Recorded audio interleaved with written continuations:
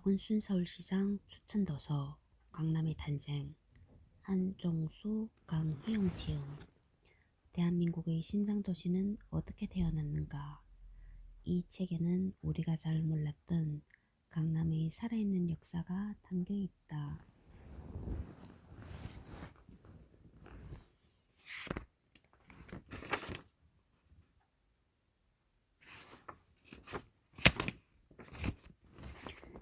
추천의 말. 이 책에는 우리가 잘 몰랐던 강남의 살아있는 역사가 담겨 있다. 역사는 과거와 현재의 대화라고 한다. 독자는 이 책을 통해 일상에서 무심히 지나쳤던 강남의 공간을 새롭게 마주하게 된다. 경부고속도로와 제3 한강교, 유명 아파트와 거리들, 빌딩들, 그리고 수많은 사건들이 과거로부터 말을 걸어온다. 따뜻한 봄날 이 책을 들고 천천히 강남의 거리를 걸어보면 어떨까? 잊고 있던 모르고 있던 강남의 과거가 여러분의 현재로 펼쳐질 것이다. 박원순 서울특별시장. 우리나라의 변화무쌍한 현대사는 수도 서울의 그것과 괴를 같이 한다. 그리고 수도 서울의 현대사는 강남 개발에서 정점을 이룬다. 강남 개발의 역동적 발자취를 찾아다니고 온몸과 마음으로 현장을 누볐던 지은이들이 이제 구석구석의 역사들을 한데 모아 큰 이야기를 만들었다. 이미 현실이 된 역사적 사실과 수면 아래 잠겨있던 이야기들이 흥미진진하게 펼쳐진다. 또 한강의 기슭을 일궈낸 강렬한 힘과 그늘을 동시에 엿볼 수 있다.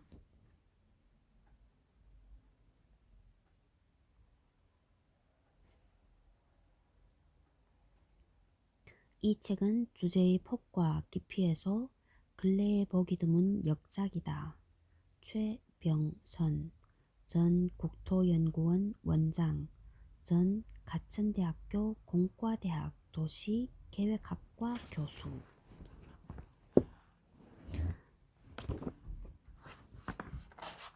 316페이지 강남의 탄생. 참고문헌.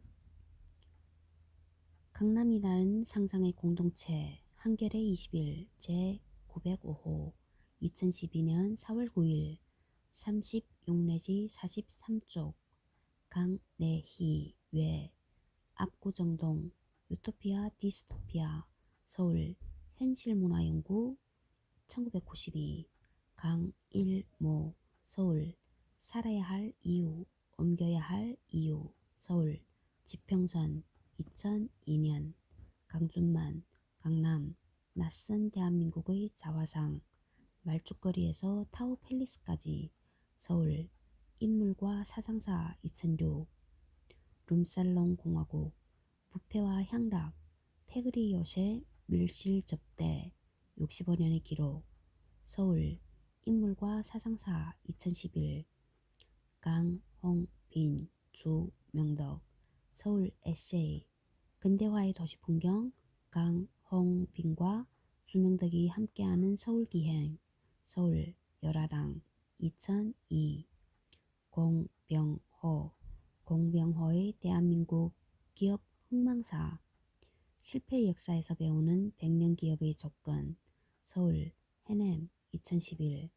국정브리핑 특별기획단 대한민국 부동산 40년 1967년부터 2007년까지 부동산 정책의 과거와 현재 서울 한스미디어 2007.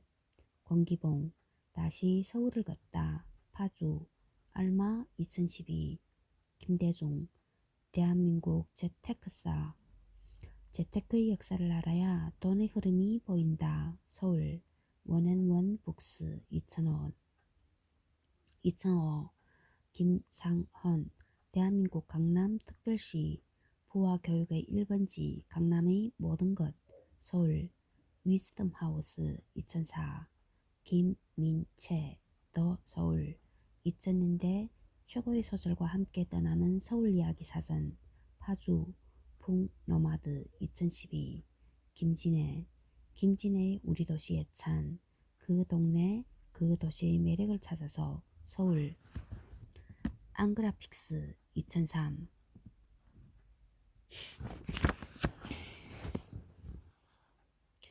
281페이지 14 작은 강남들 여의도 강남의 원조 국회와 방송국 대기업 본사 그리고 많은 금융기관을 거느린 여의도는 사대문안 강남과 함께 명실상부한 서울의 3대 중심지이다. 여의도 개발은 강남 개발의 모델이자 효시이기도 하다.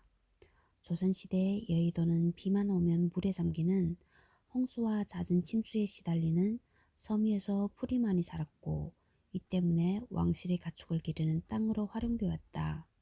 원래 나의도, 로이도, 여화도, 루호도 등으로 불리었는데 영조 때에 이르러 여의도라는 이름이 정착되었다.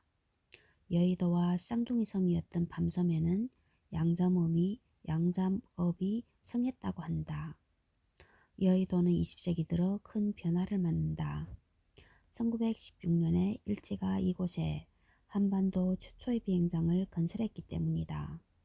올해가 2016년이니 정확히 100년 전의 일이다.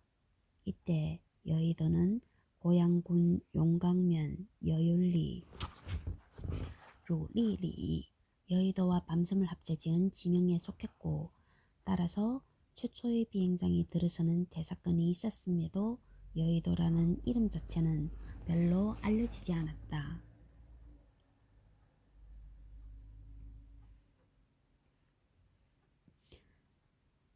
하지만 1920년 5월 로마를 떠난 이탈리아 비행기 2대가 1만 3,000km 이상을 날아 104일 만에 한반도에 정확히는 여의도 비행장에 도착하면서 그 이름이 세상에 널리 알려졌다. 이때 무려 10만 명의 군중이 몰려들었다고 한다. 1922년 12월에는 한국인 최초의 비행사 안창남의 귀국 비행기도 여기에 내려앉았다. 그렇지만 이때의 여의도 비행장은 간이 시설에 불과했고 1929년 9월 5일에야 제대로 포장된 활주로를 갖추고 정식 비행장이 되었다. 이때부터 여의도 비행장에 중국과 일본으로 떠나는 정식 항로가 개설되었고 군은 물론 민간도 이곳을 이용할 수 있었다. 대표적인 인물이 베를린 올림픽 마라톤 금메달리스트 송기정이었다. 1945년 8월 해방이 되자 장준하 선생 일행이 이곳에서 내려 일본 장교에게 맥주를 대접받기도 한다. 여의도 비행장은 한국 공군이 창설된 곳이기도 하다. 1948년 5월 5일 국방경비대 산하에 항공부대가 창설되었고 여의도는 그들의 지상훈련장이 되었다. 당시에는 비행기가 한 대도 없었지만 말이다. 하지만 넉 달 후 L4 연습기가 여의도에서 이륙하여 건국기념 공중분열을 실시하면서 공군의 첫 비행이 이루어졌다. 한국전쟁에서도 여의도 비행장은 큰 역할을 했고 1971년까지 이곳과 더불어 인근의 대방동은 공군본부와 사관 학교가 있는 한국 공군의 중심이 되었다. 1985년 공군 사관학교가 청주로 이주하면서 이곳에는 공군 회관만이 남았고 공원에는 보라매라는 이름을 붙여 지난 역사를 기억하고 있다. 어쨌든 여의도는 비행장 덕분에 확고한 존재감을 얻었던 시절을 지나 또 다른 천지개벽을 예비하고 있었다. 바로 윤종제 룬종띠 공사였다. 윤종제에 대한 해석 283페이지 현재 여의도를 둘러싸고 있는 둘레 7.6km의 제방의 모양이 차바퀴처럼 생겼다고 해서 붙여진 이름이다. 여의도 개발은 1966년에 서울을 덮친 대홍수를 계기로 불도저 시장으로 유명한 김현옥에 의해 추진되었다. 수해를 방지하는 한편 아예 택지를 조성하고 신도시를 개발하여 도마리 토끼를 잡는다는 계획이었다. 여의도 윤중제공사는 훗날 수도 없이 보게 될 매립과 제방 축조, 신도시 건설의 시작을 알리는 사업이기도 했다. 김현옥 시장은 장마가 오기 전에 최대한 공사를 서둘러야 한다고 생각했고 이에 기공식은 음동설 아닌 1967년 12월 27일 오후에 거행되었다. 실제 공사는 해를 넘겨 시작되었지만 엄청난 속도로 진행되었다. 심지어 1월 21일에 터진 김신조 사건조차도 김현옥 시장의 발목을 잡지 못했다. 섬 이름이 아무나 가져다 라는 뜻이라고 할 정도로 별 볼일 없었던 여의도가 천지개벽 수준으로 다시 태어난 동안 밤섬은 완전히 다른 운명을 맞이했다. 여의도 물길을 막아도 한강 흐름에 지장이 없게 하려면 밤섬이 사라져야 했던 것이다. 더구나 윤중제를 쌓기 위해서는 많은 돌이 필요했는데 밤섬이 돌이 안성맞춤이었다. 당시 17,793평의 밤섬에는 78가구 443명이 거주하고 있었다. 조선 왕조 초기부터 17대째 사는 이들도 있었고 석씨, 마씨, 인씨, 선씨 등 희성들이 많이 살고 있었다. 진짜 희성이네. 석씨, 마씨, 인씨, 선씨.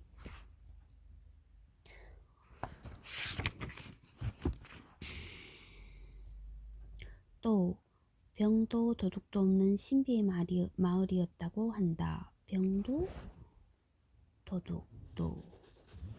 그들은 삶의 터전인 섬을 내주고 와우산 기슭에 지은 연립주택으로 강제 이주해야 했는데 지금도 그들의 신을 모시고 공동체 생활을 이어오고 있다. 1968년 2월 10일 전투기까지 동원된 밤섬 폭파작전이 시작되었고 밤섬은 여의도를 위해 11만 4천 세제곱미터 분량의 돌을 내주고 사람이 아닌 설세들의 섬으로 바뀌었다. 하지만 사라진 밤섬에 대한 이미지는 꾸준히 서울 시민들의 마음에 남았고 영화 김씨 표류기의 무대가 되기도 했다. 윤중제 공사는 무자비한 속도로 진행되었다. 당시 서울시청에서 여의도 개발을 담당했던 손정목 교수에 따르면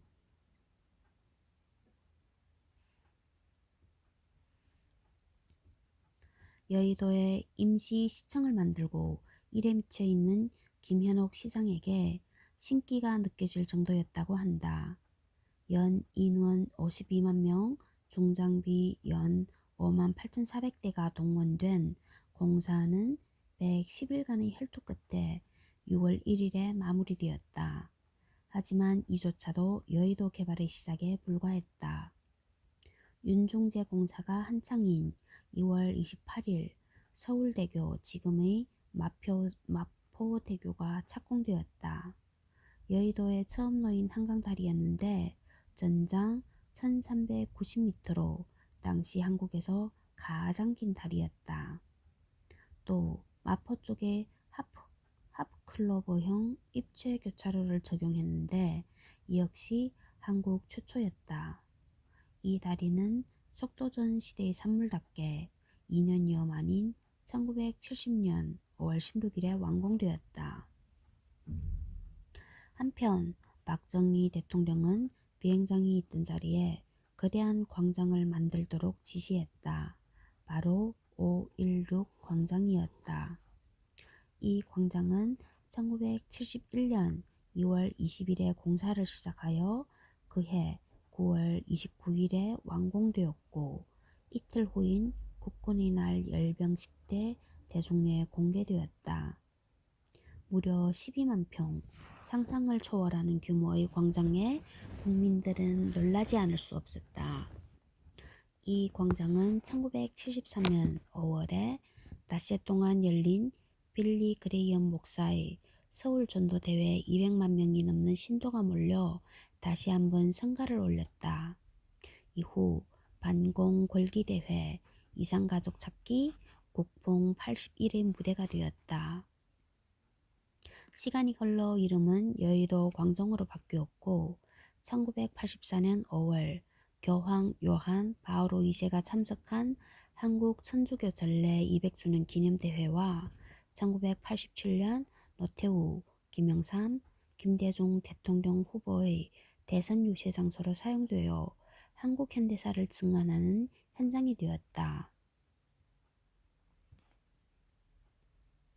하지만 가뜩이나 강바람이 불어 황량한 느낌이 드는 여의도에 아스팔트뿐인 거대한 광장을 지어놓은 것은 시대 착오적 행위라는 비판이 종종 제기되었고 이에 조순시장은 광장을 공원으로 바꾸었다.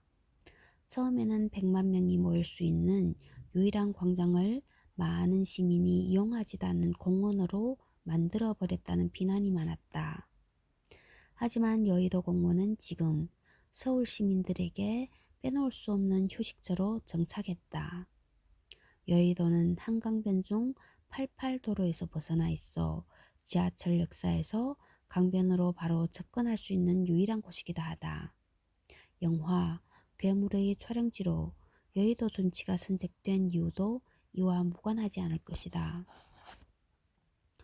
윤종제 하면 벚꽃을 빼놓을 수 없는데 이 벚꽃 가로수 거리는 1971년에 한 제일교포가 벚나무 묘목 2,400주를 서울시에 기증하여 탄생했다. 당시 벚나무 묘목의 가격은 만만치 않았다고 한다.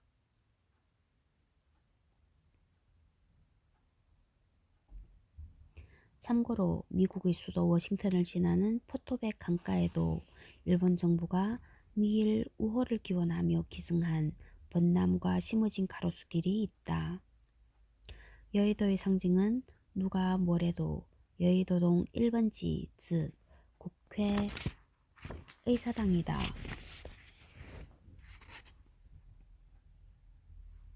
사실 옛 국회 의사당은 태평로에 있었는데 너무 좁아서 당연히 옮겨야 했음에도 이런저런 이유로 이전은 계속 지연되었다. 남산이나 종묘 앞이 후보지로 결정되어 착공까지 했으나 모두 무산되고 말았다.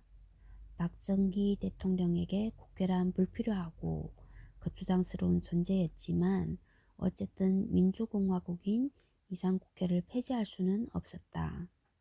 대신 그는 청와대에서 되도록 멀리 떨어뜨리기를 원했다. 그래서 결국 여의도가 선택되었다고 한다. 한편 아직 입지가 결정나지 않은 동안 국회의사당 설계가 진행되고 있었다. 1967년 당시 국회의원들은 김중업, 이광로 등 여러 건축가들이 참여한 설계안을 보고 의사당이라고 하면 미국이나 유럽 국회의사당처럼 돔이 있는 건물이어야지 왜 여긴 돔이 없냐고 불만을 토로했다. 또 그들은 현대 건축에도 반감을 드러냈다. 이에 건축가들은 내심 돔 같은 옛 양식이 채택되는 사태를 원치 않았기에 일부러 보기 싫을 정도로 돔을 크게 설계한 투시도를 보여주었는데 오히려 국회의원들이 좋아해서 곤혹스러웠다고 한다. 안영배는 우리가 보기에 적절해 보이는 안을 가져가면 모두 노라고만 하니까 참으로 괴로웠다고 말했다. 결국 건축가 김정수가 돔 높이를 낮추는 선에서 국회의원들과 타협을 했다. 국회의사당은 이런 정치권의 결정으로 지금과 같은 지붕에 돔이 있는 6층 건물이 되었다. 유감스러운 사실은 그동안 정리 들지 말란 법은 없으나 그 디자인을 보고 멋지니 우수하니 하며 좋아하는 정치가, 행정가, 공무원들이 꽤 있는 듯 하다는 것이다. 국회의사 등은 윤종제 공사가 끝난 다음 해인 1969년에 기공하여 1975년 8월 15일에 완공되었다. 남산에 있던 KBS는 1976년 12월에, 동양방송은 1980년에, 문화방송은 1982년에 여의도에 입성했다. 첫 민영 방송사인 서울방송 SBS는 1991년에 들어왔다가 목동으로 이사했다. 국회와 방송국 외에 여의도 발전이 기폭 제거된 또 하나의 시설은 1979년 6월에 완공된 증권거래소 신사옥이었다. 이때부터 여의도는 대한민국 금융업과 증권업의 중심으로 다시 한번 거듭났다. 전국경제인연합회 전경련 회관은 여기서는 연이고 여기서는 련이네. 1979년 11월 16일에 공사를 마쳤고 오랫동안 한국 최고층 건물로 군림하게 될 욕산 빌딩은 1985년 5월 30일에 완공되었다. 그리고 1987년 6월 19일 LG그룹의 본사인 쌍둥이 타워가 완전한 모습을 드러내면서 여의도는 명실상부한 한국의 맨하튼이 되었다. 하지만 서여의도는 국회의 횡포로 고도 제한 지역이 되어 10층 내외의 고만고만한 건물만 들어서게 되어 여의도 특유의 동고소조 형제가 만들어졌다. KBS조차 예외가 아니었다. 앞서 말했듯이 20년 후 강남에서 비슷한 일이 재현되었는데 대법원이 들어선 서초동이 영락없이 제2의 서여의도 신세가 되고 말았던 것이다. 여의도는 본격적으로 고급 대단위 아파트 단지가 들어선 첫 지역이라는 또 다른 면모가 있다. 첫 투자는 1971년 10월 30일 준공되어 서울시가 직접 분양한 시범 아파트였다. 이 아파트는 중앙 공급식 난방을 채택하고 공공구역을 설정했으며 엘리베이터가 설치된 첫 아파트였다. 24개동 1596호의 이 아파트 단지는 15평형부터 40평형까지 다양한 평수가 있었고 초기 부진에도 불구하고 매스컴의 관심을 받으며 완판에 성공했다. 이 아파트의 구조, 특히 복도 쪽 베란다는 묘하게 한옥이나 단독주택을 닮았다. 뒤이어 삼익, 한양, 삼부, 라이프주택이 뛰어들어 지금의 아파트 단지를 이루었는데 이 과정에서 서울시는 여의도 땅 장사로 많은 수익을 거두었고 그 수익으로 지하철 1호선 공사에 필요한 재원을 얻을 수 있었다. 그런데 여의도에 가장 먼저 들어선 대형 건물은 놀랍게도 순복음교회였다.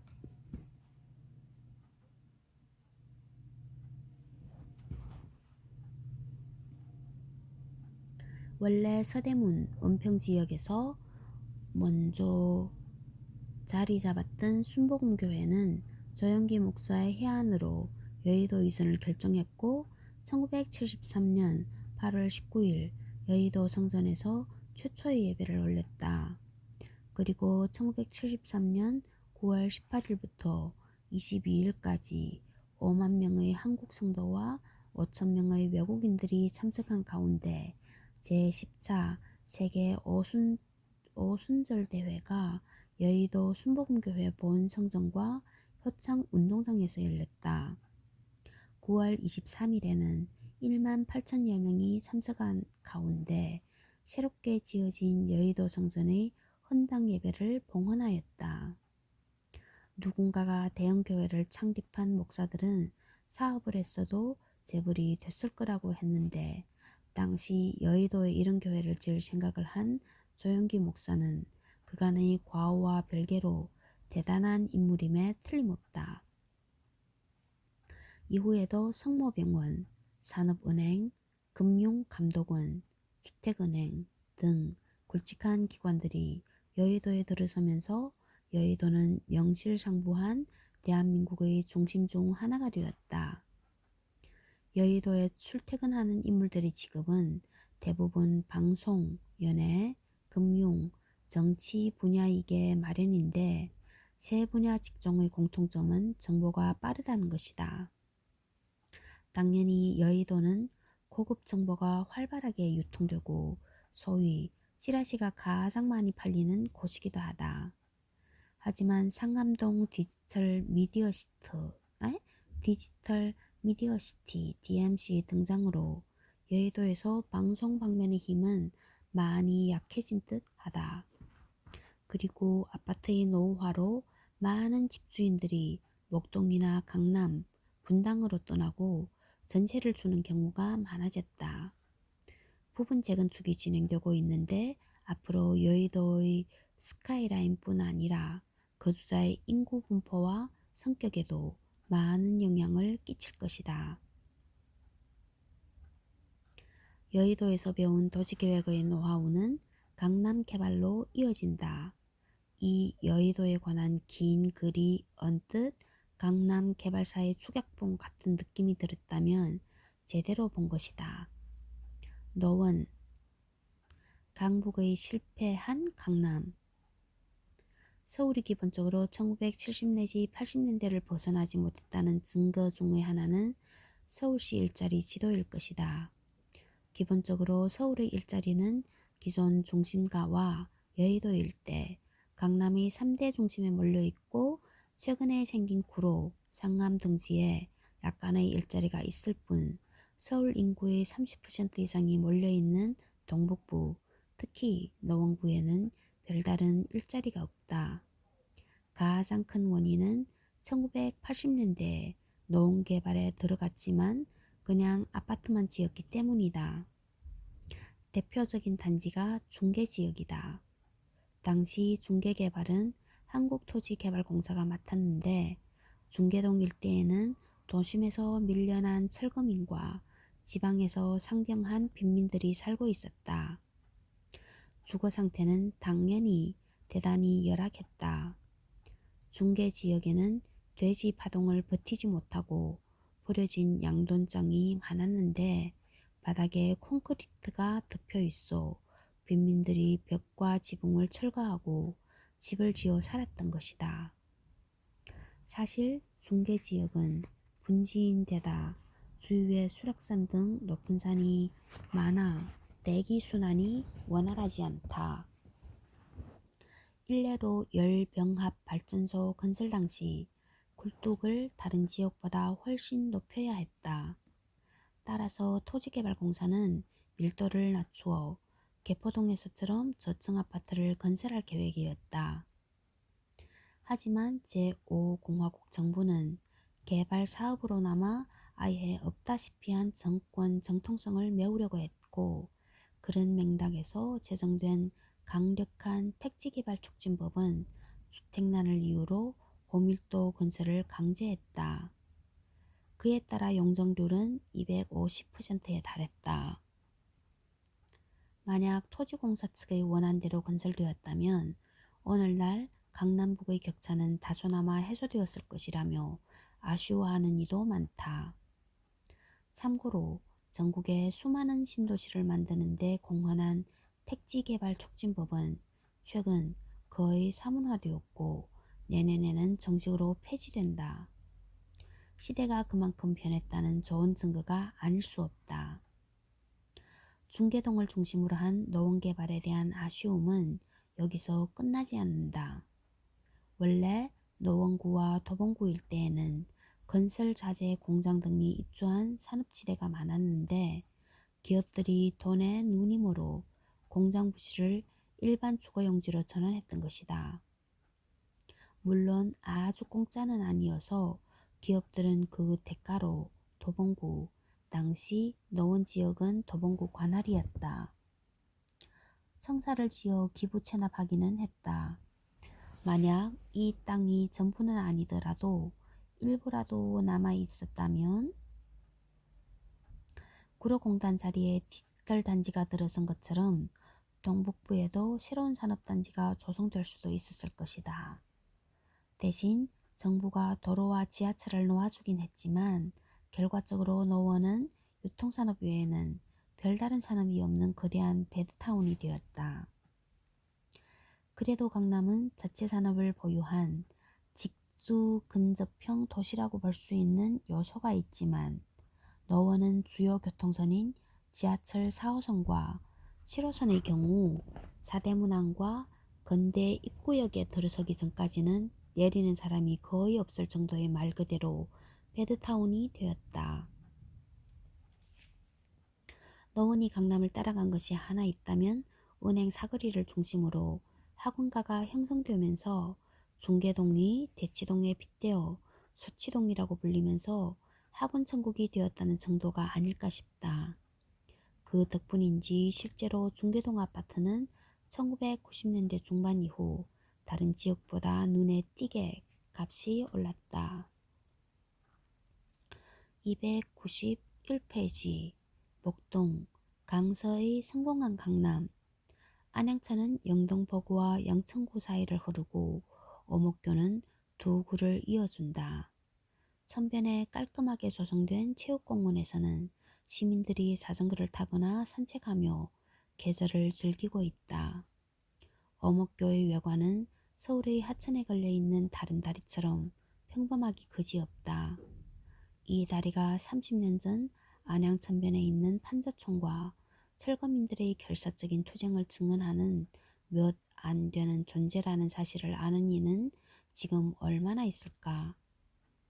오늘날 목동은 여의도와 더불어 대한민국 방송의 중심지이고 서울 서남권에서는 가장 부유한 아파트 단지가 들어선 곳이기도 하다.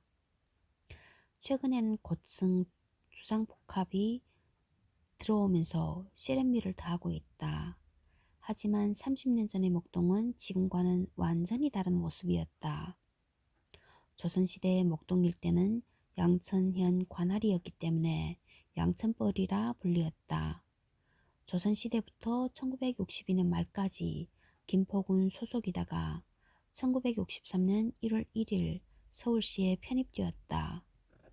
하지만 그로부터 20년 동안 목동은 사실상 서울시의 행정력이 미치지 않는 진공지대였다.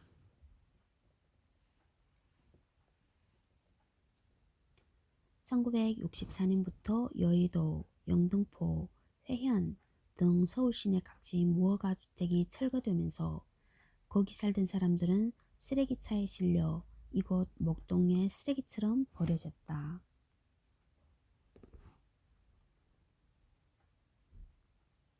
당시 서울시장은 그들에게 영원히 이곳에서 살아도 좋다고 말했다고 한다.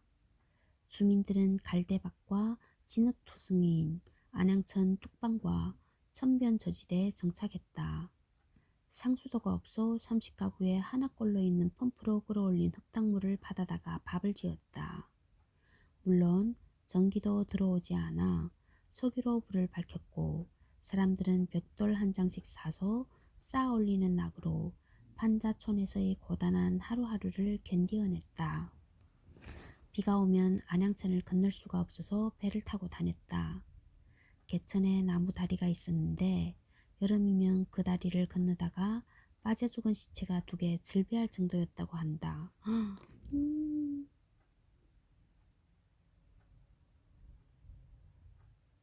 목동이 이른 처지의 저지대였기 때문에 오히려 도심지에서 더 먼 화곡동이 먼저 개발되었다. 당시 목동은 가끔씩 들리는 비행기 소리를 제외하고는 이상하리만치 조용했다고 한다. 그런데 당시에는 아무도 상상하지 못했지만 이 비행기 때문에 동네의 운명이 바뀌었다. 1986년 아시안게임과 1988년 올림픽을 준비하던 전두환 정권은 여객기를 타고 오는 외국인들이 김포공항에 내리기 전에 하늘에서 보이는 서울의 첫모습, 즉 양천벌에 널려있는 판자촌을 방관할 수 없었다. 동남아 태국인가 어디 갔을 때 딱 이러던데. 3년간에 걸친 목동 철거민 투쟁은 이렇게 시작되었다. 1983년 4월 12일 서울시는 강서구 목동과 신정동 지역의 양천구가 독립하기 전이었다. 136만 평의 신시가지를 조성한다는 계획을 발표했다. 서울시가 개발지역의 땅을 전량 사들이는 토지 공영 개발 방식을 최초로 시도한 것으로 인구 10여만 명을 수용하는 주거지를 만든다고 하여 국민들의 관심을 모았다. 주민들도 처음에는 서민들을 위해서 작은 규모의 주택을 많이 세워 임대해준다는 기사 내용에 너나 할 것 없이 반가워하며 감사해했다. 당시 목동 일대에는 가옥주가 2,500세대, 세입자 5,200세대로 약 3만 2천여 명이 살았다고 하는데 행정력이 잘 미치지 않았던 곳이어서 수치가 정확하진 않을 것이다. 어쨌든 주민들은 아무래도 서울시가 직접 살게 해준 땅이었던 만큼 아무 대책 없이 내몰지는 않을 것이라는 기대를 품고 있었다. 가옥주들은 작은 집을 몇 개로 쪼개서 새를 놓고 세입자들은 작은 방에 6, 7명씩 살았다. 대부분 막노동이나 공장일을 했고 종이를 줍거나 비닐하우스에서 폼을 팔며 겨우 살아가는 도시 빈민들이었다. 그러나 올림픽을 앞두고 돈이 필요했던 서울시는